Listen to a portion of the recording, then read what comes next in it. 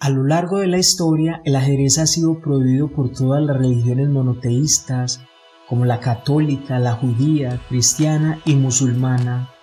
En países como Rusia, Francia, Alemania, Irán, también prohibieron su práctica durante alguna época. Incluso los templarios ejercieron en algún tiempo esta prohibición.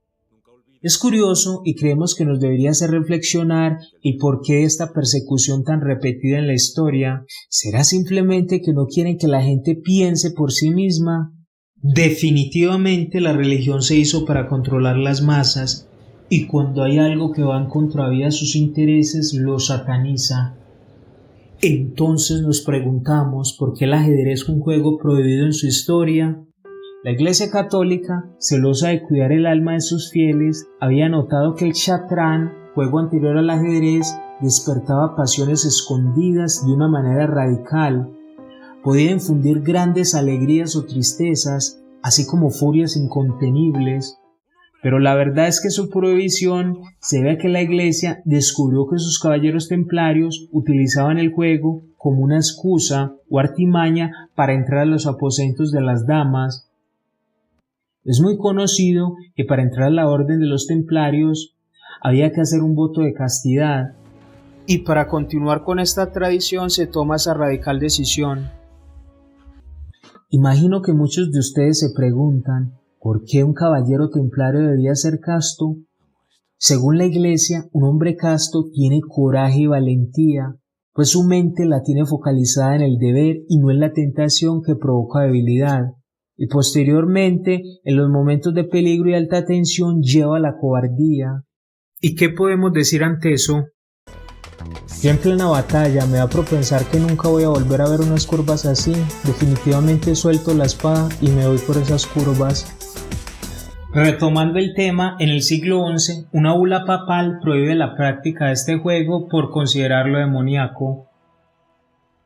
Todas las personas que desobedecían al mandato de la Iglesia eran acusados de herejes y obligados a jugar ajedrez en vivo, donde los vencedores eran indultados. Al menos bajo esa promesa jugaban la partida, y los perdedores obviamente sacrificados. Cada pieza o persona que era capturada era eliminada de este mundo en el acto. Definitivamente no quisiera ser un peón en ese macabro juego de ajedrez. Pero la verdad es que al final no quedaba nadie vivo. Los vencedores o afortunados fueron quemados en la hoguera, se llamaba purificación por el fuego. Todo esto se dio bajo la Santa Inquisición, que era una especie de tribunal de justicia que dictaba qué era lo legal o lo ilegal.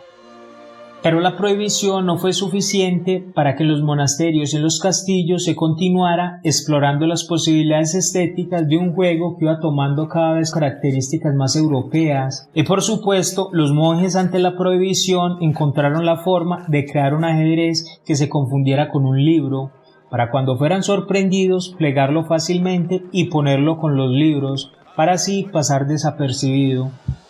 De esa forma fue que se inventó uno de los primeros ajedrezes plegables. Cuando el rey Alfonso X bautiza el juego con el nombre de ajedrez y escribe un tratado para la enseñanza de sus reglas, ya se trataba de un juego eminentemente caballeresco. Durante el Renacimiento en Italia toma la forma con que conocemos al ajedrez en nuestros días.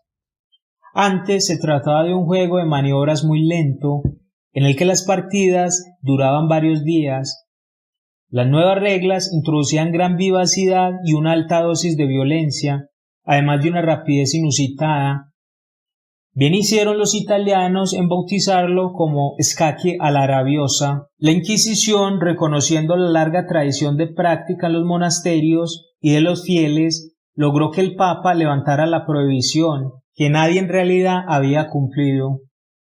El ajedrez desde entonces se practica en todo el mundo con la bendición de la Iglesia. Y es que no podía ser de otra manera. El ajedrez es un verdadero símbolo de la lucha entre el bien y el mal, del equilibrio del universo y el alma. Cuando se juega al ajedrez se alcanza altos grados de concentración, que solamente se pueden comparar con los estados de oración profunda. Los espíritus atormentados no se pueden dedicar a la rigurosidad del ajedrez, porque jugar ajedrez es comunicarse con el Creador. Jugar ajedrez no es jugar, es orar No debemos extrañarnos de que las personas de espiritualidad más profunda practiquen al ajedrez, y no solo eso, ellos lo recomiendan. Somos caballos de ajedrez, galopando entre los casilleros. Cerramos los ojos y solo vemos cuadrados blancos y negros.